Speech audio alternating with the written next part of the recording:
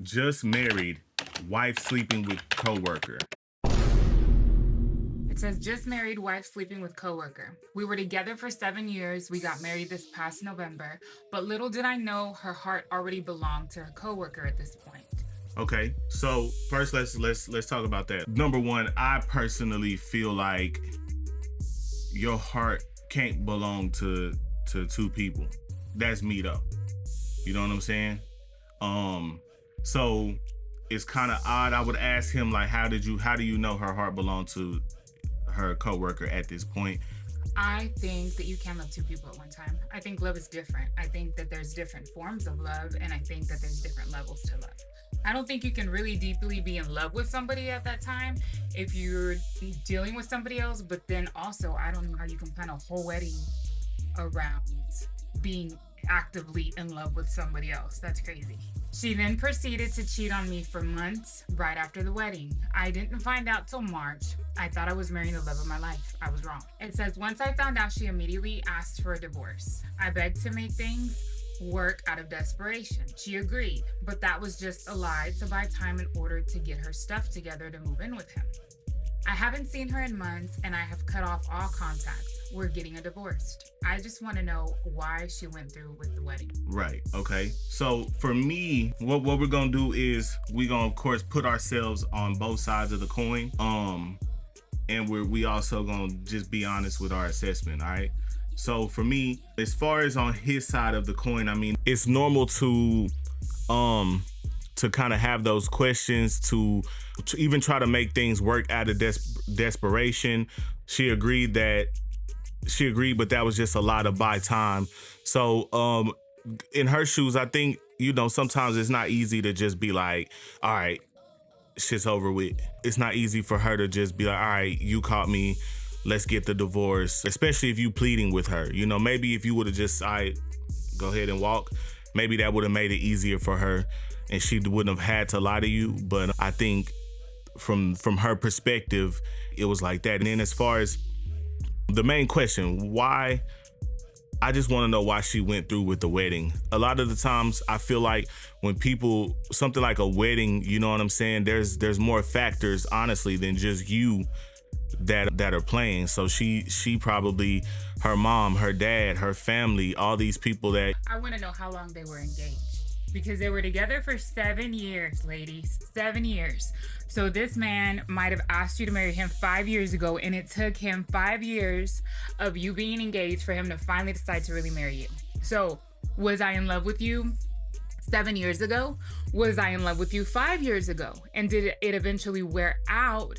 And now all of a sudden you're ready to walk down this aisle with me, and now I don't know if I feel the same way I do about you. Now I've started a connection that I should have never started because I was still in a relationship, but obviously she started a connection with a coworker.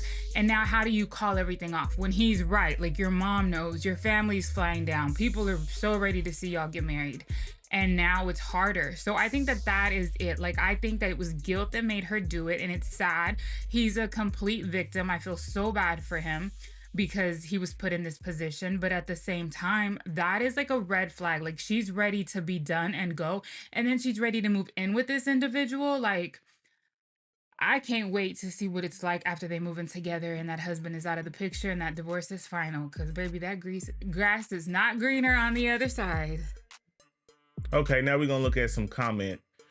One person quoted him and said, I just want to know why she went through with the wedding. Stop trying to understand why someone would do something so cruel like this to drive you mad.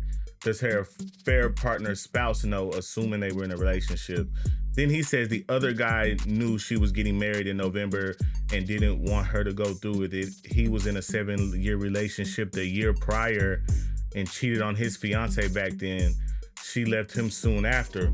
Whoa, the guy she cheated on him with had a fiance himself. Yeah, y'all are just messing each other's lives just like a wrecking ball. So yeah, y'all are meant to be. You probably dodged a huge bullet. You're probably going to be so much better without her. And I know that it hurts and it's hard. You can't blame yourself. We're all human and we all make mistakes at the end of the day. But for her to go so far into it and be ready to like move on and have a new life with this person, you can't blame yourself for it. And it might take you years, but you'll realize somewhere down the line, one day you'll wake up and you won't feel the way that you feel today. And you'll realize realize that everything happened for a reason and you dodged a huge bullet. No, it's a fact. That's a fact. So somebody else said he'll likely do the same with your ex, but that's not your problem anymore. Focus on healing yourself.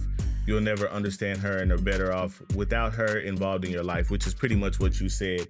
So pretty much everybody kind of, I guess, agrees on this one that, hey, like this one comment says, your ex future wife, wow, that's crazy, believes that the grass is greener on the other side, it will turn yellow. That's typically the how that goes. You know, there's rare stories where these affairs turn out happily ever after, but especially on the Reddit community, there's a community all about that. And even they tell you, the people that are involved in these affairs themselves, that it's like 1 out of every 10 affair has the happily ever after, right? So there's a lot of things about an affair that make it fun because of the way it's done. But once y'all two are this, it's the same. Okay, it's the same reason why a lot of these people hate their husband or they hate their wife. And it's like, why do you hate your husband? Why do you hate your wife? Because you live with them, you see them every day, you deal with them on an in and out basis. And so this affair partner is kind of a